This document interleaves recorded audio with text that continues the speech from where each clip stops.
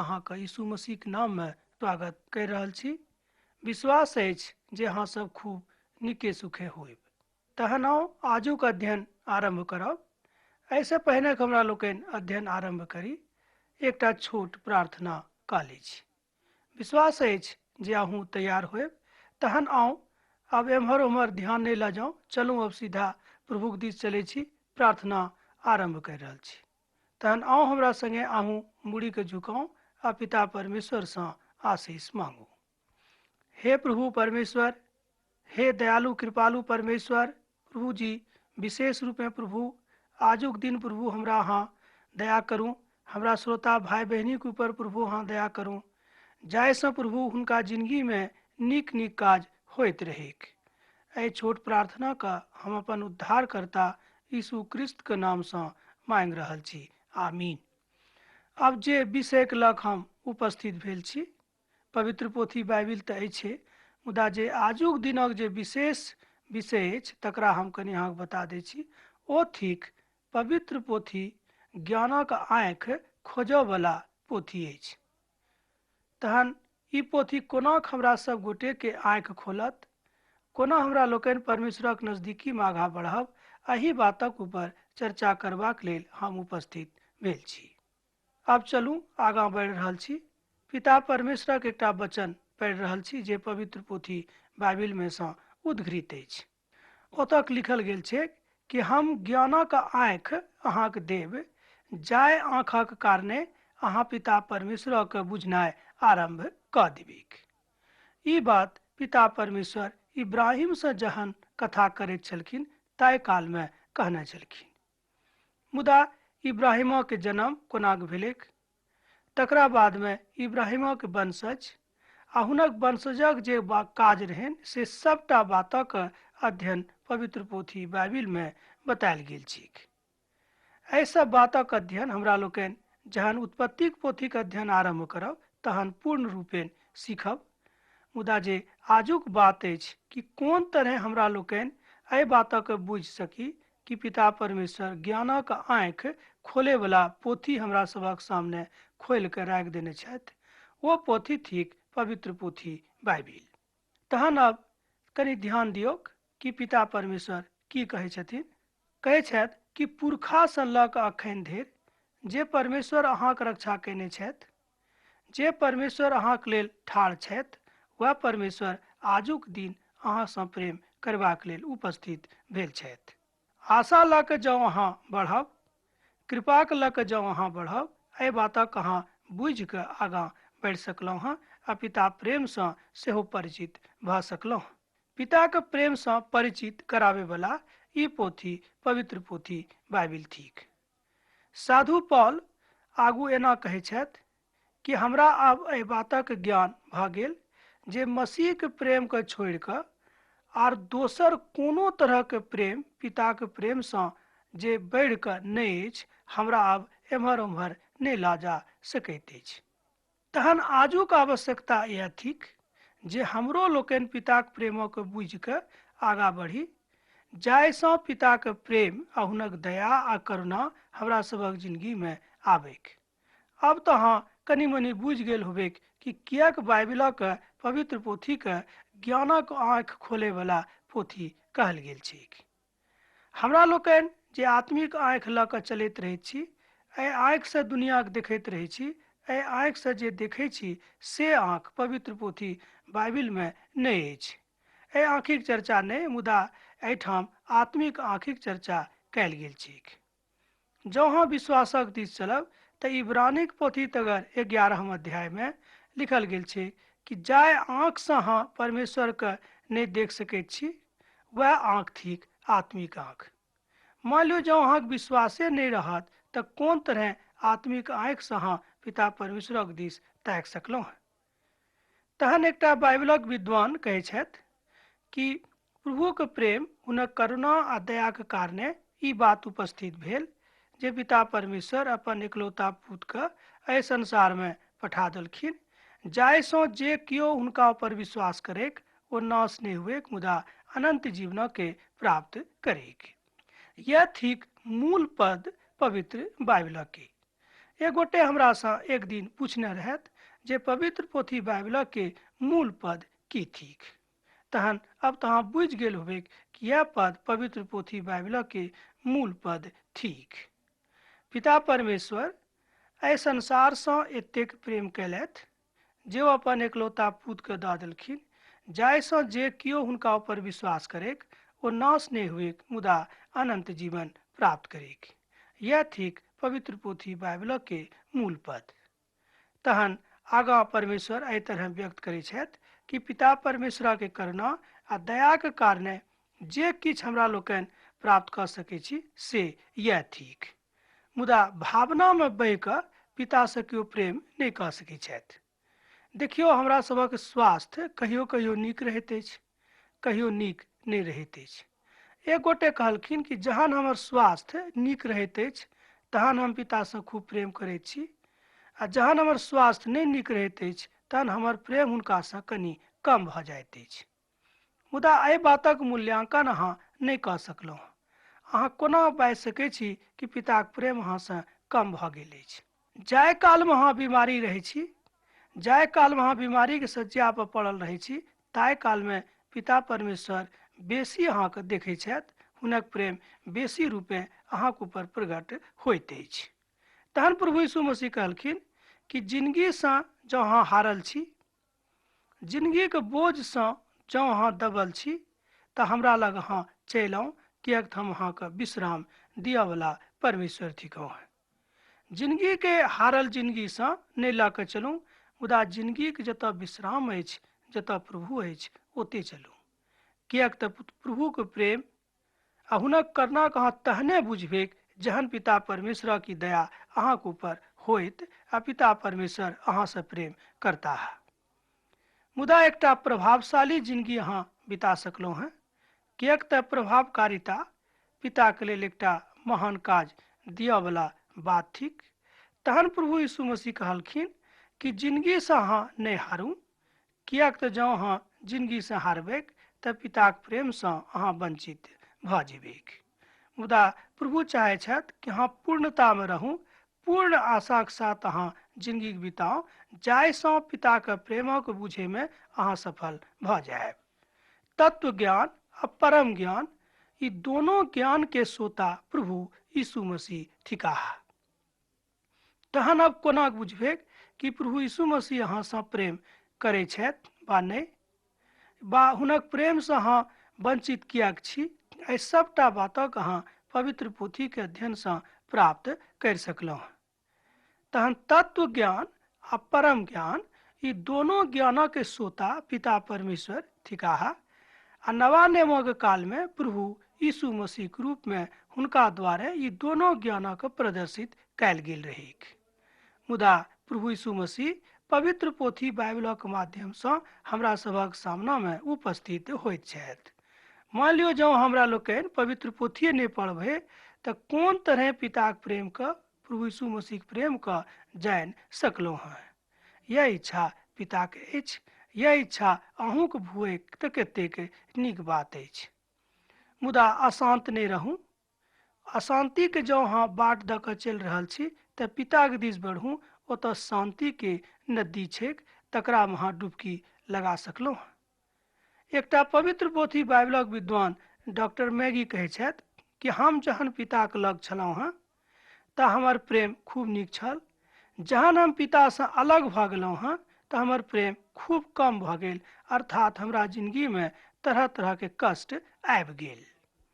मुदा ई बात अहूँके संगे भऽ सकैत अछि, किएक तऽ पिता अहाँसँ खूब प्रेम करै छथि।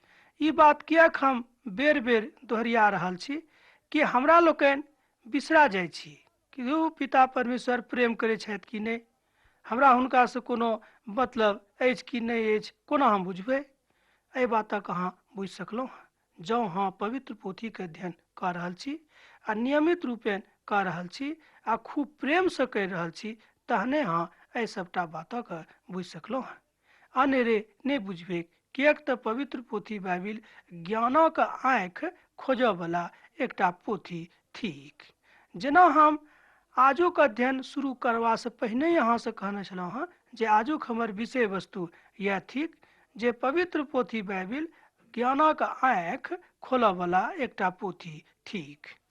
पवित्र पोथी में लिखल गेल छै कि मनुख जाति के सृष्टि पिता परमेश्वर अपने समानता में कयने रहथि। एहि बातक अहाँ उत्पत्तिक पोथीक अध्ययन सँ प्राप्त कर सकलहुँ हँ। एहि बातक ज्ञान ओतऽ देवल गेल छैक। मुदा जतेक तरहक पशु पक्षी को बनौलखिन ओहि सब में से मनुख जाति के बुद्धिमान आ ज्ञानवान बनौलखिन, जाहिसँ ओ पिता परमेश्वरक प्रेम में बनल रहेक और आगाँ बढ़ैत रहेक। पवित्र पोथी एकटा विद्वान कहै छथि कि मनुख जाति सँ हुनका विशेष रूपे प्रेम भऽ गेल रहनि, किएक तो हुनक विशेष सृष्टि रहथि। हमरा लगैए कि हुनक कहनाइ बड्ड नीक अछि। हुनक वक्तव्य सेहो सत्यक अछि कि आजुक दिन जँ हमरा लोकनि पिता सँ प्रेम करनाइ आरम्भ कऽ दै छियै तऽ हमर सबटा निराशा दूर भऽ जाइत अछि। एक गोटेक हम अहाँक उदाहरण दऽ रहल छी। ओ हमर बड्ड निकट छलाह। ओ कहलखिन कि हमरा जिंदगी में तरह तरहक तकलीफ रहए, एतेक तकलीफ रहए जाहि बातक विषय में हम कोनो शब्द में बखान नहि कऽ सकलहुँ। एहि तरहक बाते नहि छलैक जे हम नहि बुझैतियै। मुदा पिता परमेश्वरक पोथीक जहन हम अध्ययन आरम्भ कऽ देलियै तऽ एहि सबटा बातक उद्घाटन हमरा जिंदगी में भऽ गेल। एना कहियो हमरा जिंदगी में ई सबटा सत्यक उद्घाटन कयल गेल। अब तऽ अहाँ बुझि गेल होबै ई सत्यक उद्घाटन करयवला के छलाह, स्वयं पिता परमेश्वर, जे अहाँके बनौनिहार छथि। तैँ आजुक दिन हम अहाँसँ आग्रह करब, अहाँसँ विनती करब कि अपन पितासँ अलग नहि रहू, हुनक प्रेम से कहियो अलग नहि हो, किएक तऽ प्रभु अहाँके जे प्रेम करै छथि तकरा में एकटा उद्देश्य सेहो लुकायल छैक। किएक तो मनुख जातिक सृष्टि एहि द्वारा कयने छलथि कि ओ मनुख जाति हुनक गुणानुवाद करैत रहेक। मान लियो जहन पिताक उद्देश्य पूरा हमरा जिंदगी सँ नहि भऽ रहल अछि तहन हुनक सृष्टि के की महानता भेलैक। हमरा लोकनि हुनका किएक नीचाँ अपना काज सँ देखा दैत छियैक। कहियो कहियो हमरा लोकनि अपना जिंदगी में एहन काज करैत छी जाहिसँ प्रभुके बड्ड तकलीफ होइत छनि। ओ सोचैत छथि कि देखियौ हिनक सृष्टि तऽ एकटा विशेष उद्देश्यसँ कयल गेल रहेक, मुदा देखियौ ई की काज करि रहल अछि। एहि तरहक बात, एहि तरहक प्रश्न करैके अहाँ प्रभु परमेश्वरक मौका नहि दियौन, किएक तऽ प्रभु परमेश्वर एहि बातसँ बड्ड दुखित होइत छथि। प्रभुक करुणासँ, हुनक दयासँ, हुनक कृपासँ अहाँ एहि सबटा बातक पवित्र पोथीक अध्ययनसँ सीख सकलहुँ हैं। पवित्र पोथी में जे आगाँ लिखल गेल छै कि ज्ञानक सबटा आँख पवित्र पोथी बाइबिल में बतायल गेल छै। जेना अहाँ इफिसियोक पोथी पढ़बै तऽ ओतौ एहि बातक विषय में लिखल गेल छै। पहिल यूहन्नाक पोथी में सेहो बतायल गेल छै कि ज्ञानक आँख खोजयवला ई पोथी थिक। जँ अहाँ एहि पोथीके अध्ययने नहि करबै तहन अहाँ कोना बुझबै कहिठाम एहि सबमें ज्ञानक आँख खोजयवला बात लुकायल छैक। ई सबटा बातक ऊपर अहाँ ध्यान राखू, तहन हमर पूर्ण विश्वास अछि जे अब अहाँ बाइबलक अध्ययन आरम्भ कऽ देने होबेक। प्रभुके प्रेमसँ सेहो अहाँ अब भली भांति परिचित सेहो भऽ गेल होबेक। तहन पिताके प्रेम आ दयासँ अहाँ वंचित नहि रहू, यह आजुक हमर प्रार्थना अछि। अहाँसँ कहब कि एम्हर ओम्हर नहि ताकू, किएक अहाँ एम्हर ओम्हर देख रहल छियै। परमेश्वरक दिस देखू जे अहाँसँ प्रेम राखै छथि।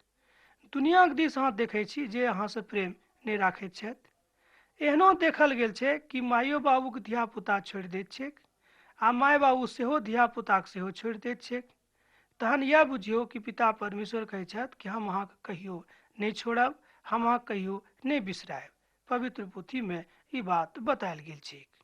मुदा एहि बातक अहाँ यदि पवित्र पोथी पढ़बे नहीं करबै तऽ कोना बुझबै। शांतिके सोता पिता छथि। शांतिके सोता बना कऽ परमेश्वरक एहिठाम भेज देलखिन देही धारणक काल में। देही धारणक काल में हुनक नाम प्रभु यीशु मसीह पड़लनि। मुदा एहि सबटा बातक सत्य ज्ञान पवित्र पोथी बाइबिल में बतायल गेल छैक। अर्थात एहि सब बातक अहाँ एहि पोथीके अध्ययनसँ सीख सकलहुँ। तहन हे हमर श्रोता भाई बहिन, एहि बातक दिस कनिक बेसिक ध्यान दियौ कि प्रभुक प्रेमसँ कहियो अहाँ वंचित नहि रहू। प्रभु नहि चाहै छथि कि अहाँ हुनकासँ वंचित रहू, मुदा अहाँ अपने कारणे वा हम अपने कारणे प्रभुसँ अलग भऽ जाइत छी। प्रभु हालांकि ई बात नहि चाहै छथि कि हम हुनकासँ अलग रही, मुदा हमरा लोकनि अपने काजक कारणे ई सबटा बात हमरा सभक जिन्दगीमे होइत रहैत अछि आ पिताक प्रेमसँ हमरा लोकनि अलग सेहो भऽ जाइत छी। दोसर पोथीसँ अलग ई पोथी थिक। आब देखियौ, एकटा अजीब प्रश्न एहिठाम उठि रहल अछि। पवित्र पोथी बाइबिल दोसर पोथीसँ अलग पोथी थिक। एहि पोथीमे पिताक वाचा, पिताक प्रेम आ दुनियाके ज्ञानसँ सेहो एहि पोथी भरल छिक। जेना एक दिन हम अहाँसँ कहने छलहुँ हँ, व्यवहारिक ज्ञानसँ एहि पोथी भरल अछि, सांसारिक ज्ञानसँ सेहो ई पोथी भरल अछि। एहि सबके बादो एहि पोथीक जे मुख्य विशेषता अछि परमेश्वरक प्रेम आ तकर दर्शन पूर्ण रूपेण एहि पोथीमे होइत अछि। ई बात आर कतहु दोसर पोथीमे नहि बतायल गेल छैक। एक गोटे कहलखिन कि एहि बातक दावा अहाँ कोना कऽ सकैत छियै कि पिता परमेश्वरक प्रेम खाली पवित्र पोथी बाइबिलेटामे छैक आ दोसर पोथीमे नहि छैक। हुनका हम कहलिए कि जँ अहाँ अध्ययन करबै तहने अहाँ बुझि सकलहुँ हँ, मुदा एकटा पदके देखियौ, ओतऽ बतायल गेल छै कि ज्ञान बहुत बेसी भेलासँ मनुख खूब घमण्डी भऽ जाइत अछि, मुदा जहन हुनका हृदयमे पिताक प्रेम भरत रहै छनि, एना कहियौ कि भरल रहैत छनि, तहन हुनका ज्ञानक कोनो ठिकाना नहि रहैत छै आ ओ नम्रतासँ जियैत छथि।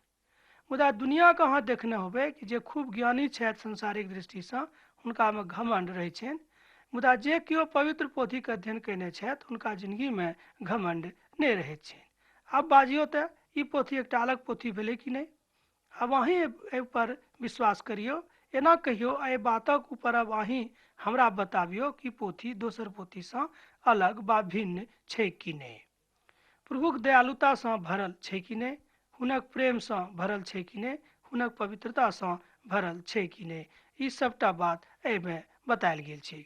यह थिक पवित्र पोथी बाइबिलके महान बात जे हम अहाँसँ कहक इच्छा राखि रहलहुँ हैं। अब हमरा लोकनि कनिक आगाँ बढ़ी, एहिठाम देखी कि पिता परमेश्वर अहाँसँ कोन तरहे एहि सबटा बातक बताबैके इच्छा राखै छथि। शिक्षक वृन्द सब छथि, सबटाके नियुक्ति दुनियामे होइ छै संसारिक विद्यालय सबमे, मुदा एहि बातक सिखबाक लेल कतहु जँ अहाँ विद्यालय जायके इच्छा राखै छी तऽ ठीक, आ जँ नहि राखै छी तऽ कोनो जरूरत नहि, अहाँ पवित्र आत्माक नियुक्ति कऽ दियौ, एहि सबटा बातक अहाँ अपने सीख जायब। तहन एक गोटे कहलखिन कि पवित्र आत्माक नियुक्ति कोना हेतै आ भेलै कि नहि से हम कोना बुझबै। तहन एकटा उदाहरण हम हुनका देलिए कि पवित्र पोथी पढ़ैसँ पहिने अहाँक जिन्दगीके जे आचरण छल से आब आचरणमे परिवर्तन भेल कि नहि। जँ आचरणमे परिवर्तन भऽ गेल अछि, एहि बातक पवित्र पोथीके एकटा विद्वान कहै छथि कि एहि तरहक परिवर्तनक अनुभव जँ अहाँक जिन्दगीमे भऽ रहल अछि तऽ बुझियौ जे पवित्र आत्मा अहाँक शिक्षित भऽ गेल अछि। एना कहियौ, अहाँक शिक्षित करबाक लेल तैयार भऽ गेल छथि, अर्थात हुनक नियुक्ति पिताक दिससँ अहाँक लेल भऽ चुकल अछि। तहन ओ कहलखिन कि हाँ, ई बात तऽ अहाँ ठीक कहलिए, एकटा प्रमाण अहाँ देलहुँ। तहन यदि हमरा जिन्दगीमे भऽ जायत तहन हम बुझबै कि पवित्र आत्मा अब हमर शिक्षक नियुक्त भऽ चुकल छथि। मुदा एहि बातक अनुभव कोना हैत, एहि बातक अहाँ कोना देखबै? जँ अहाँ पवित्र पोथी बाइबिलक अध्ययन नियमित रूपे एना कहियौ जँ क्रमबद्ध आरम्भ कऽ देबनि, एना अनेरे एहि बातक ज्ञान अहाँके कहियो नहि भऽ सकैत अछि। अब तऽ अहाँ बुझि गेल होबै कि पिता परमेश्वर आजुक दिन अहाँसँ विशेष रूपे की कथा करैके इच्छा राखि रहल छथि। अब जँ अहाँ संकटसँ घिरल मनुष्य छी, मान लियौ अहाँके जिन्दगीमे तरह तरहक संकट अछि, तरह तरहक तकलीफमे अहाँ पड़ल छी, तहन की अहाँ बाइबिलक अध्ययन करि सकलहुँ हँ? बाइबिलक एकटा विद्वान डॉक्टर मैगी कहै छथि कि एहि बातक अहाँके जिन्दगीमे भऽ सकैत अछि जँ अहाँ एहि बातक एहि तरह लेबै कि पिता परमेश्वर हमर शिक्षित छथि, एना कहियौ हमर शिक्षक छथि आ ओ चाहै छथि कि एहि तरहक परिवर्तन हमरा जिन्दगीमे हुएक। तहन ओ आत्मिक ज्ञान से एहि बातक नियुक्ति के उदाहरण देथिन आ कहथिन कि देखियो हमरा जिंदगी में अमुक अमुक बातक के परिवर्तन भ गेल। मुदा हुनका नियुक्तिक लेल कोनो तरहक पाइ कौड़ी दैके जरूरत नहि छैक। ओ निःशुल्क अहाँक शिक्षक रहत, हुनकासँ अहाँ निःशुल्क शिक्षा प्राप्त सेहो कर सकलहुँ हैं। यह थिक पवित्र आत्मा के शिक्षक बनावे के फायदा। तहन आगा बढ़ू। वो कहलेन कि अब तो हम अहाँक शिक्षक भेलहुँ हैं, मुदा शिक्षक की चाहे छै अपन विद्यार्थी से, अपन चटिया से, जे विद्यार्थी लोकनि हुनक आदर करे आ जे चटिया जे छात्र अपना गुरु का आदर करे छथि ओ हुनका से खूब सीखे छथि आ हुनका से प्रेम सेहो पाबैत छथि। ई बात अहूँ के जिंदगी में होइत। जँ अहाँ पवित्र आत्मा के अपन शिक्षक बना लेने छियै तऽ पवित्र आत्मा अहूँ से खूब प्रेम राखत, एहिमे संदेह नहीं थिक आ एहि बात में अहाँ संदेह सेहो नहीं करब। प्रभु यीशुक मुख से स्वयं ई वाणी निकलल रहेक। बहुत ठाम पवित्र पोथी बाइबिल में लिखल गेल छै कि परमेश्वर के वाणी अछि। तैं हमरा लोकनि या ई कहियो कि पवित्र पोथी के जतेक विद्वान लोकनि छथि ओ कहै छथि कि पवित्र पोथी बाइबिल एकटा नीक बोली अछि, एना कहियो एकटा परमेश्वर के वाणी अछि, परमेश्वर के वाचा से भरल अछि। एना कहियो कि एक एकटा शब्द पवित्र पोथी के सबटा शब्द नीक, सुंदर बा गुणकारी आ परमेश्वर के दिस से कहल गेल वाणी अछि। तैं लोकनि कहै छथि कि जीवित वचन अछि। तहन तब अहाँ बुझि गेल होबे कि जीवित वचन के की अर्थ होइत अछि। प्रभु से कहलेन कि हमरा दिस कहाँ ताकू, हमर अपराध कहाँ क्षमा करूं, हमरा अन्हार से अहाँ अलग ल जाऊं। हे प्रभु, अन्हार में जे हम पड़ल छी प्रभु, हमरा अंधकार से अहाँ दूर करूं। ई बात भजनक पोथी में दाऊद पिता परमेश्वर से विनती करैत काल कहैत छथि। दाऊद कहैत छथि कि आजुक दिन धरि जे हम अन्हार में पड़ल छी, ऐसे प्रभु हमरा इजोतक जीत ल चलू, जाहिसँ प्रभु अहाँके इजोतसँ हम खूब नीक जकाँ सफल भऽ जायब। एना कहियो अहाँके इजोतक बुझे में हम खूब नीक जकाँ ई बातक बुझि लेबै कि अहाँके इजोत अछि, ई कोनो मनुखक दिस हमरा इजोत नहीं भेटल अछि। आजुक दिन प्रभु अहाँसँ अपन कान लगा कऽ कहै छथिन कि देखियो अहाँ जे किछु बात कहि रहल छी हम ओहि बात के जानैत छी। एकटा बात आरो बड़ जरूरी अछि, मुदा ई बात तऽ बड़ छोट मोट अछि, किंतु परमेश्वरक जानबाक लेल ई बात बड़ आवश्यक थिक। ओ थिक कि अहाँक मन में प्रभुक जानबा के जिज्ञासा अछि कि नहीं। जँ अहाँ जिज्ञास राखै छी तऽ निश्चित रूपेण पिता परमेश्वरक प्रेम अहाँक भेटत। एहि बातक वर्णन दोसर कुरिन्थियोक पोथी तकर 2 अध्याय के 11 पद में बतायल गेल छैक। मान लियो कोनो साहित्यकार एहि बात के नहीं बुझि सकै छथि, कोनो दुनिया के लोग एहि बात के नहीं बुझि सकै छथि, दुनिया कोनो विद्वान एहि बातक नहीं बुझि सकै छथि जाबे धरि ओ पिता परमेश्वर से प्रेम करनाइ आरंभ नहीं कऽ देथिक। मान लियो अहाँ केकरा से दोस्ती करै छी, जहन जानै छियै कि हमरा लेल नीक अछि, तहने हम हुनका से दोस्ती करैत छियै आ तहने हुनका अहाँ अपन मित्र बनेबाक लेल तैयार सेहो होइत छियै। ई बात पिता परमेश्वरक संग छै। जँ अहाँ बुझ जायत, एना कहियो जँ पिता परमेश्वर एहि बातक बुझ जायत कि अहाँ हुनका से प्रेम राखै छी या बनाबै के इच्छा राखि रहल छी, तहने ओ अहाँ से प्रेम करता है, मुदा ओ एना अहाँ से प्रेम नहीं करता है। ई बात पिता के दिस से कहल गेल अछि। हम कोनो ई बात अपना मन से बा अपना दिस से अहाँके नहीं बता रहल छी। तैं अब अहाँ एहि बातक बुझि गेल होबे कि पवित्र पोथी बाइबिल एकटा ज्ञानक आँख खोले वाला पोथी थिक। तैं अब अहाँ से हम अनुरोध करब, अहाँ से प्रार्थना करब, विनती करब जे पिता परमेश्वरक एहि पोथी पवित्र पोथी बाइबिल के अध्ययन खूब नियमित रूपे करू, जाहिसँ अहाँके खूब फायदा होयत, अहाँके ज्ञानक चक्षु सेहो खुजि जायत। पिता परमेश्वरक प्रेम, प्रभु यीशु मसीह के अनुकंपा अहाँके जिंदगी में सैत खिन बनल रहेक। आमीन।